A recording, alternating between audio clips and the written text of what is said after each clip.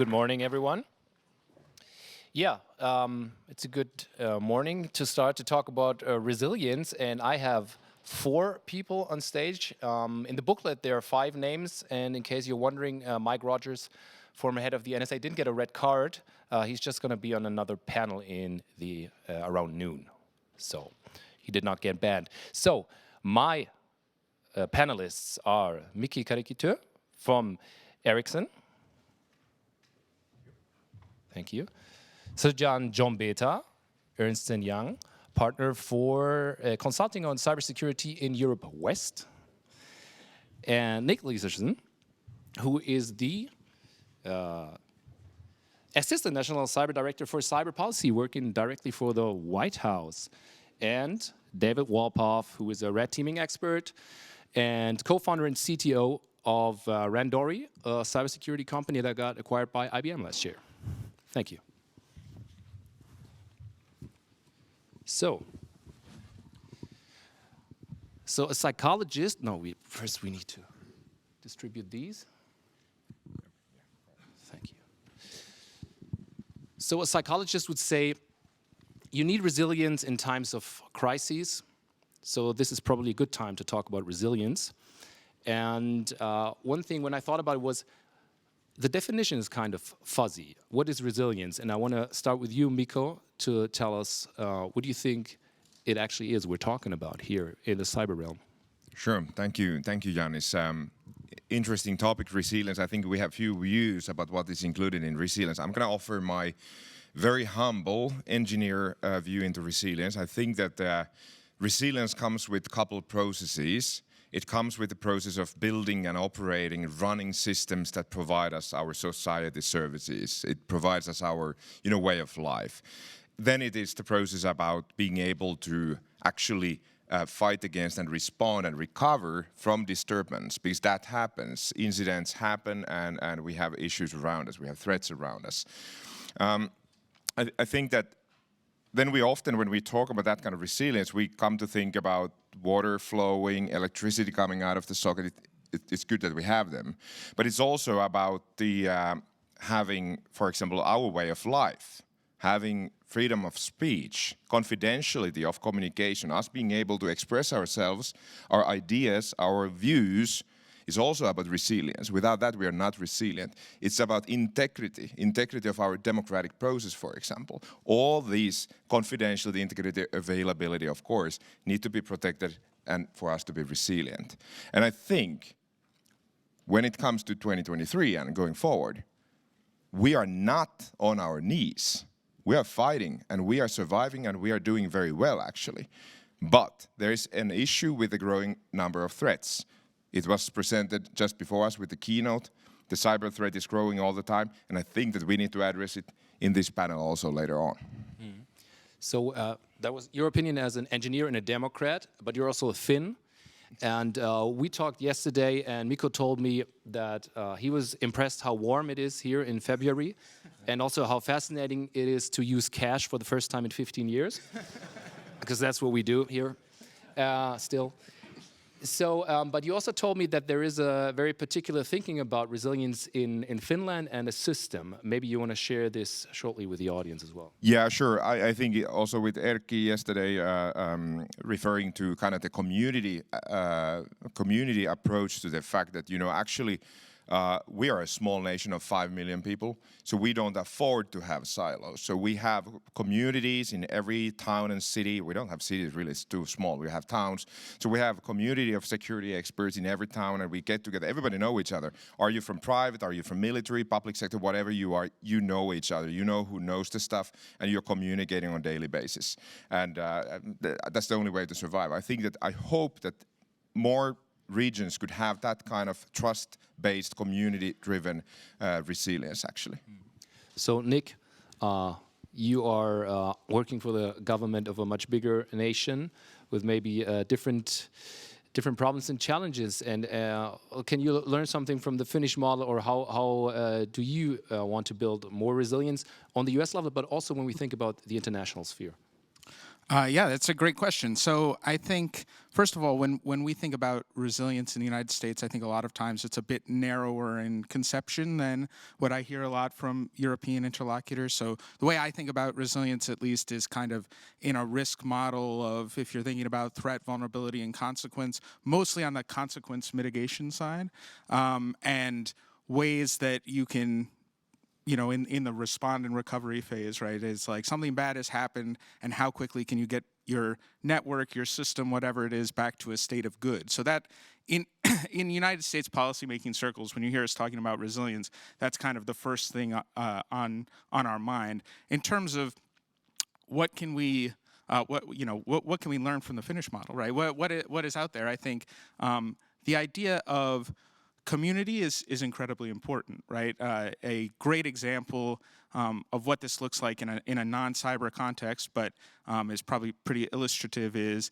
on disruptions to our power grid, right? And when a hurricane hits Florida in the southern United States, the people who are there helping to get the power back on might be from Wisconsin or even Washington State, literally on the furthest corner of the country.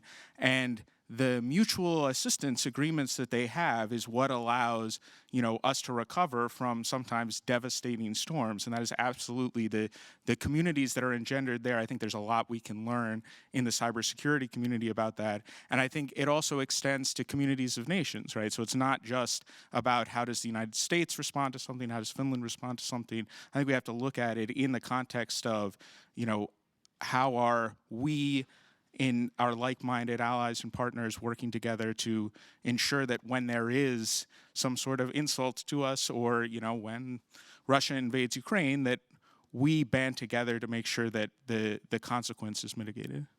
Okay, thank you. So I want to zoom in a little bit on the level of the the intrusion and the vulnerability. And David, I think, is the guy to talk to, because your job is to see the world through the eyes of an attacker, right? Yes. So when you look at the world in 2023, what do you see? Well, how bad is it? Yeah, my role is to be a hacker. It's how I grew up. It's my career. It's the role that I represent in helping secure organizations, is to understand what the attacker sees. And I do see a lot of community, which I think is excellent. I do see a lot of expertise, which is excellent. But I have a fundamentally differentiated view when I think about security and resilience, because I don't see an infrastructure, a society, or a world where everything is ever good, right? It's good enough, it sustains, it withstands, but it's never fundamentally good. We don't get to remove all of the harms. And so as a hacker, I look at a network and I say, I can see where I'm gonna get in. I'll get in over here, I'll break that thing. But the institutions themselves are able to withstand. So I see a lot of community, I see a lot of collaboration, but I don't see a lot necessarily of individual responsibility. I think when you look at the communities that we are part of, we all, as a member of a community, have a responsibility to do our part, right? And I think a lot of times folks in security in particular get stuck in the mindset of the removal of vulnerability, and they might look at the product team and say, why didn't you build a more secure product? And I'll tell you, as a hacker, there's no secure product, right? Maybe secure enough or more secure, but it's never totally free from the risk of harm. Yeah, so John? Maybe that's one of the biggest challenges we see if we are talking about resilience, because if we prepare our processes, governance, whatever, we are always thinking about, okay, what can happen?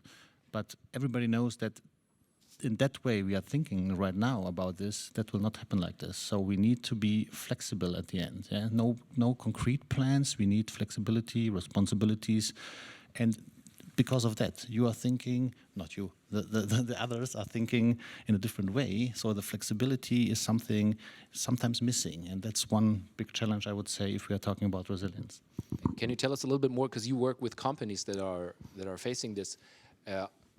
How big is the insecurity for them, what they need to do in terms of regulation, but also technically, because, we have been talking about cybersecurity for years now, I think quite loudly, but you still have CEOs, heads of unit, they have learned how to produce a screwdriver, let's say, or whatever it is they're selling, and now they have the feeling that they have to be CEO of a cybersecurity company on top of that.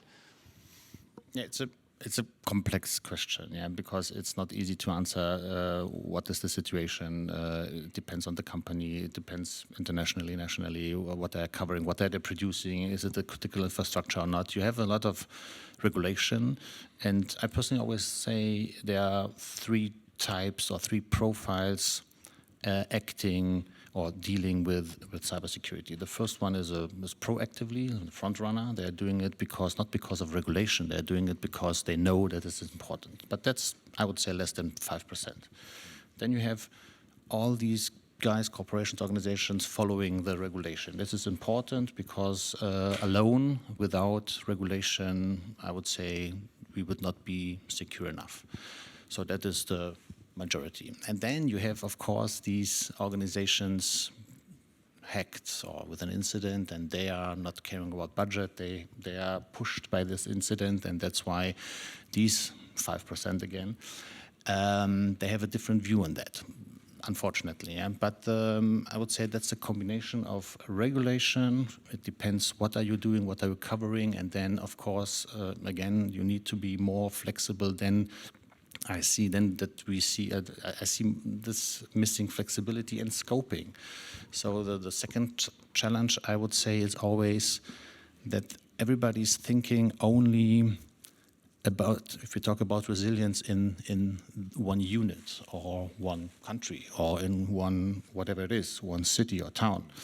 But we need to be aware that resilience needs to cover a little bit broader. Otherwise, we are not resilient enough. So I think the combination of all these things is important, and then it depends what kind of corporation or institution I am responsible for.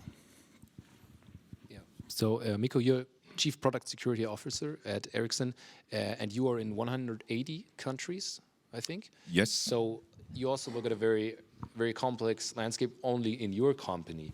And how do you maneuver, or how content are you with the way that the company, the private sector, and the regulation is playing together? Is this more chaotic still, or do you see reasonable patterns emerge? Yeah, I guess from our point of view, creating 5G technology, for example, for all of the planet, it would be nice if everybody had the same rules or the same set of kind of criteria. That would kind of make things easier, and we would probably have faster networks quicker because we would be able to just kind of match one criteria. But of course, that's not going to happen. So we need to, of course, anticipate and understand the different views in different continents, different regions, and be always following up and also having a dialogue about what is really effective way of actually achieving the resilience, because there's the question that these regions or nations, they come up with regulation and demands and expectations because they have a sensation that we need to protect ourselves. Well, we can also show what is the right way of protecting ourselves, and it requires a little bit more holistic view usually. We have these kind of, you also mentioned it, like a limited scope approaches or local approaches, but if we look at the resiliency, for example, something that is so critical like telecommunication networks, like I guess there are a few cell phones in the pockets here even. It starts with, of course, understanding that we have the standards that have to have the algorithms and protocols that we all build interoperable, but also secure. It needs to have the network products that we kind of build. I'm kind of responsible for making sure that Ericsson only makes secure products. But then it's also the deployment at the operator or ISP or whatever the company is that is operating that, to deploy an architecture and configuration that is solid. And only then comes operations. So operations have to be bulletproof. You have to have not only the health and performance monitoring, the change management, vulnerability management, SOC teams, CSIRT teams, all that to continue to be resilient against attacks. So it's a holistic approach. Oftentimes, policy tries to address something that kind of hits the eye first, one of the layers, one of the 4 layers, but you will only have a fractioned approach, ineffective. You won't have the result you want. You want to have resiliency in the deployed networks, in the society, in the services. You can't address only one. You don't have silver bullets. You have to address it holistically. And there's another side to this. Everybody keeps saying that the cyber threat is growing. 2015, 5.5 trillion was the value of damage in cyber threats. 21, it was more than doubled. 2030, it's going to be again doubled, I guess. So it looks like an attractive investment. I guess it's growing steadily. But should we address that side also? We are always talking about how to have a thicker bullet, protecting West. Are we addressing the guns on the field?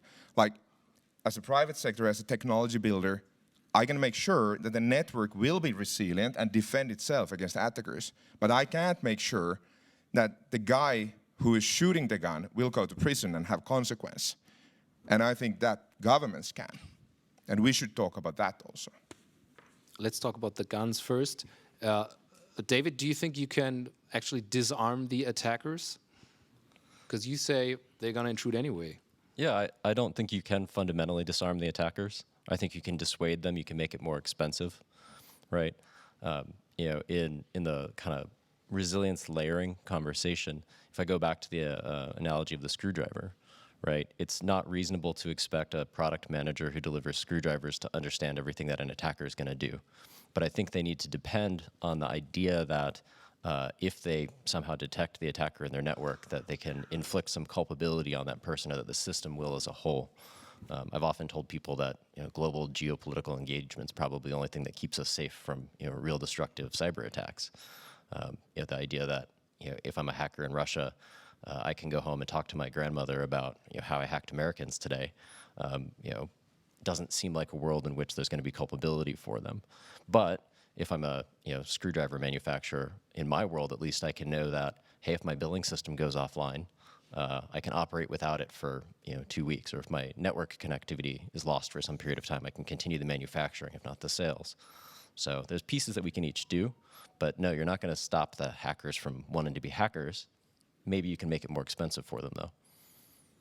So, Nick, how do you take into account these grievances of the private sector that say, what you policy guys do, that's just magical thinking?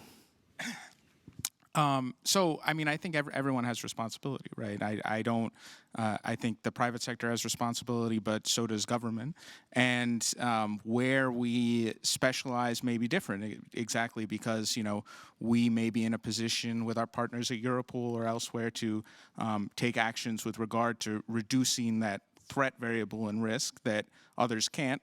And I don't think we're perfect at it by any means, but I think if you look at Hive or something like that, we're getting better at it. We're getting better at attribution. We're getting better at making public attribution as a collective, as opposed to just, a single country here and there saying, hey, we're calling this out. That's not enough. We have to do more to tie the attribution and the public attribution with actual responses. We have to continue to improve our law enforcement cooperation to go after cyber criminals. But the trend line is definitely positive. And then I think, again, the way that we look at, as policymakers, we look at this is it's a risk management function. And I think that, when you look at it holistically, there are vulnerability aspects that I might look to Mikko and say, hey, you're a chief product security officer. What can we do to make sure that the threat landscape, the attack surface is as small as possible, and make things harder for David? But at the same time, we can't, as cyber people, just say, well, it's all about the vulnerability and not recognize that David's going to get in anyways, and there is some consequence mitigation on the operations side that we have to expect as well. So you can't take any of these risk components in a silo and say, oh, the government is going to make the threat go away. I do not think that is reasonable. I think we can do more. We are doing more.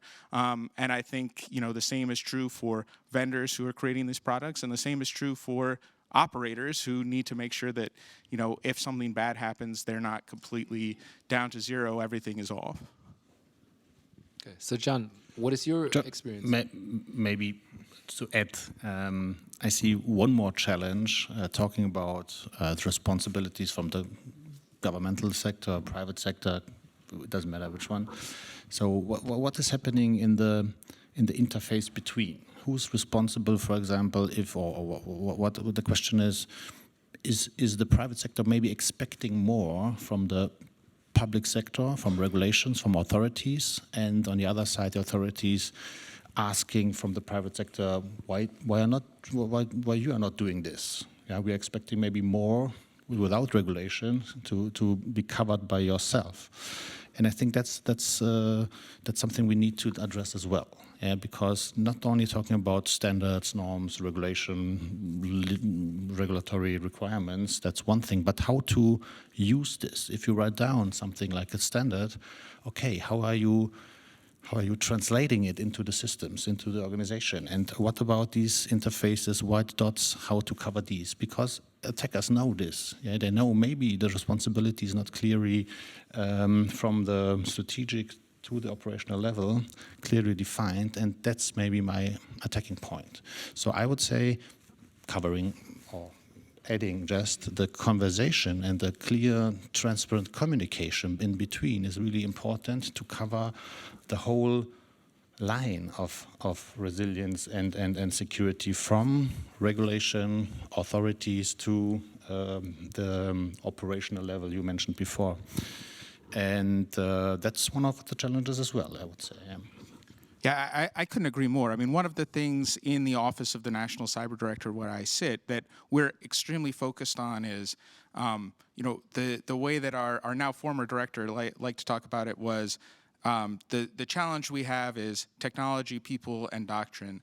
And we spend a lot of time thinking about technology, but we should spend more time thinking about people and doctrine in particular is kind of where we sit, right? I mean, in again, the who's in charge question, that's, I think, a bit of a simplistic question, in that saying that there's one answer to that is very difficult, but making sure people understand what their responsibilities are across the private sector, the public sector, is critical. We're not going to get this right if there are gaps in people. Someone thinks, oh, well, the government is going to cover that, I don't need to worry about that, or vice versa. Like, well, that's entirely on the private sector. We all suffer when there are those gaps.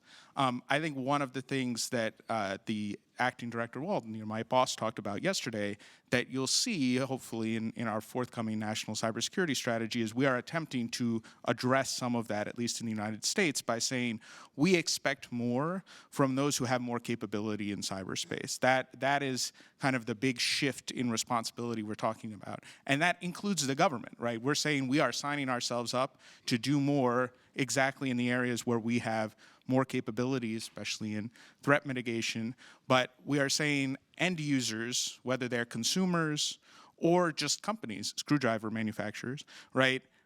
We need to shift some of the responsibility upstream to people who are, either providing services or manufacturing products.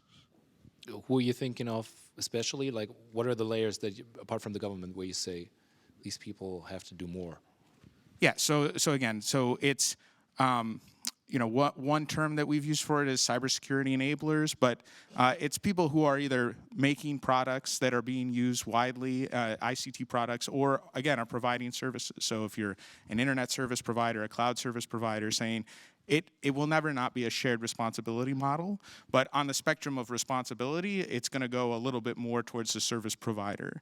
And again, people that have the capabilities, rather than saying, to the screwdriver manufacturer, it's on you. Like, good luck out there. Yeah. So obviously, government and private sector have to work together closely for this. David, as a free-spirited hacker, can there be something like too much proximity between the state and the companies? Too much proximity between them. Oof. Can it get too cozy? No, I don't think so. I mean, it's a free spirit, right? I don't want the government, having backdoor keys into everything, right? Because I guess I'm a hacker hat. I would love that, because then I go to the government and I steal the keys for everything, right? I go back to Mikko's point, I think from earlier, right? You actually have other democratic virtues that you want to continue enabling, right? I think that's the role of healthy regulation. But when I think about at least driving clarity about who has what responsibility in that hierarchy of needs, if it's not clear to our poor screwdriver manufacturer that they have some responsibility as well, if it's not clear to their cloud service provider that they have some responsibility, I think we all know that Mikko knows that he's got some responsibility as well. But if we don't know who's responsible for what, we can't depend on the layers. It's hard to build community. I did not deny that I have. Absolutely, it comes to those 4 layers again. I mean, we can't deal with only one of them. If we focus in one of them, I mean, I have seen so many networks getting hacked because someone didn't change the password or put the same password in every device or every node. I have not yet seen a network who was bulletproof, configured and monitored like nothing ever, but there was one vulnerability in piece of software inside the network, and that's why they got hacked. So it's those layers. We have to come across the 4 layers about the standards, the development of products, the deployment of the network architecture, and then the operations. Absolutely. And then we can make it harder for you. Harder, yeah. Yes, let's talk about the guns once more. And maybe we can cut through one particular hype that is going around right now, AI or generative AI. Is this really also a game changer in when it comes to attacking or defending? What do you think, David? Yes, I think it will be the next level. You know, I'm certainly excited about the opportunities to not have to craft phishing emails by hand anymore.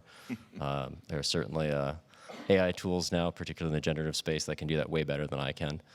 Historically, us red teamers have moved and been more dynamic than the defenders, right? We don't operate infrastructure in the same sense, so we don't have as many permanent roots. So I worry in general that we'll see attackers attackerating with new tools. But honestly, for this one, I would look at the academics, right? Because we've got the professors and their students who I think are the perfect model for how we should think about this problem. Did I write it, or did a particular GPT implementation write it for me? And then, of course, I've got yet another AI trying to detect this and tell the professor that I didn't do the work myself. And it's not that dissimilar from detecting threats and threat actors. May I add to the AI? I think it's there's no kind of personal fan thing here, but I'm just gonna used what Steve Jobs said in '71, talking about the Apple computer, saying that the computer is the bicycle for human. But with the bicycle, human is the most efficient species on the planet to move distances, more efficient than eagles or whatever who glide kilometers. So AI is again that. It's the bicycle for us to be a little bit more effective and a little bit more efficient in both defending, building and defending, and breaking and attacking and for devastation. So there's not yet a technology who only brought good things to us, I guess. But maybe I can add something. I think it's a small difference between attacking and defending, because the attackers, they have a little bit, how to say, they're upfront, of course. You don't need to test your systems before, no testing systems. You can trial and error, you have agile processes, agile teams, whatever. So it's always a little bit easier to use new bicycles, new technology, to test them, even if they are not maybe fully professionally, and to see what will happen. Yeah? On the other side, protecting your systems, critical systems, you need to make a proof of concept. You need some investments, you need test systems, you need whatever. And using these technologies, new technologies in your complex environment, it makes it much more complicated and expensive. Yeah. Of course, we will use artificial intelligence. Of course, we will use big data analysis, and we are already using some part of it for intrusion detection, for user behavior, malware, whatever detection. But on the other side, it takes time. So that's one of the biggest enemies, and you need capacity for that, resources, testing, etc., etc.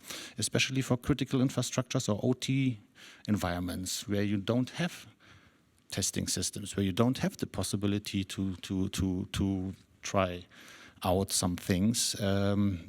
It takes time. So that's why I personally think new technologies are always more useful for attackers at the beginning, and it takes time to use it as well for defending, and that's something we need to be aware, and that's something we need to plan. Yeah, that you need time.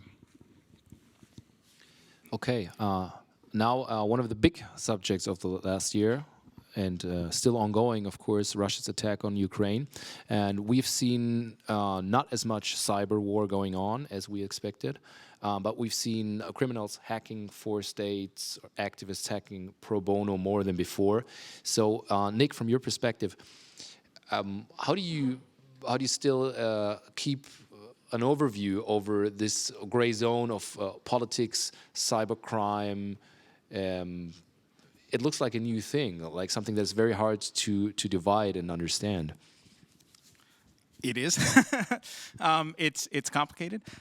So I think, at a fundamental level first, right, the resilience shown by the Ukrainian people up and down the board, cyber is one small aspect of that, has been incredibly impressive.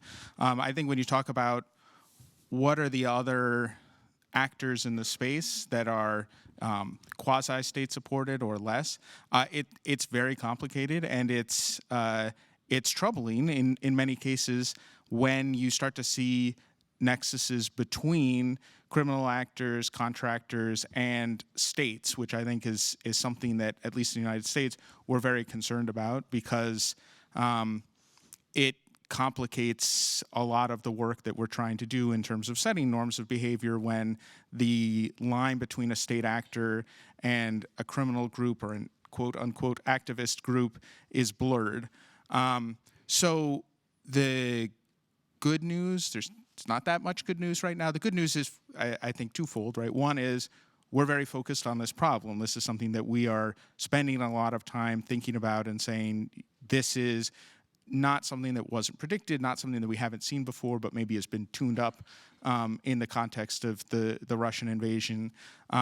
So I don't think we have a solution in mind yet, right? But it is something that we are actively looking at and actively trying to, whether it's collect intelligence on or work with our partners to say, like, this is what our response should be. It's an emerging challenge, I think. So I don't know how maybe not the most fulsome of answers, but I think that is kind of, again, something that it's not that it wasn't predicted and not something that we haven't seen before, but just the scale is definitely changing, and it is something that we're actively looking at. And one detail that I recently thought of right before the attack started, Russia arrested the Revil guys, notorious ransomware group, but it seemed after pressure from the United States, I guess. So that channel has obviously broken down. Is there any concept to go to these dark spots or get the people who attack worldwide from countries where they are not prosecuted? And is there any strategy to really go forward and hold them accountable if their governments are, let's say, reluctant? Not only Russia, but also other countries. Yeah, I mean, I think the strategy is not to do something extrajudicial, right, and violate the sovereignty of anyone. That's not on the table. But I think the strategy is to say, again, if we as a community can get together and say this is a problem, not just the United States, not just Germany, not just whomever, Finland, right? If we as a community can get together and say this is not acceptable behavior and act on that, where the behavior in question is not a state-sponsored activity. Instead, it's harboring cyber criminals. That's how you change governments' mindsets about it. When you start to say, this is going to be more expensive to you, this is going to be more painful to you to harbor criminals than it is to, right now, right? The general conception in many places is like, well, this causes a little bit of friction and maybe gets some cash into the country, but most importantly, as long as you're not targeting anyone at home, it doesn't really bother us that much, regardless of whether it's benign neglect in terms of, yeah, we might do this, but it's not a priority for us, or it's actively saying, and they're going after the West, so that's actually pretty good for us from a foreign policy standpoint. The way that you correct that is to put pressure on the governments who have the police power in their states. And again, that is something that we are very actively pursuing with our international partners to say, this isn't going to work if we try and do this alone, right? The United States by itself is not going to be able to put the appropriate amount of pressure on to get countries that are not enforcing laws on their books to do something about it. All right. I want to ask last question, all of you, and then maybe we have time for one or two audience questions even. And, oh, there are some, yes. So my question would be, going back to the psychologist I was talking about at the beginning, from your experience, maybe, David, you want to start, what is the psychology or the culture in companies that you encounter, and what does it need to have that mindset for to build resilience, real resilience? Well, I think the customers and clients that I interact with are usually somewhere on a transition from thinking about security as an absolute to thinking about resilience as a mindset. I spend, weirdly, most of my professional life coaching CISOs about not talking about vulnerabilities and instead talking about dollars and cents, right? I think we've used the phrase team sport during the conference.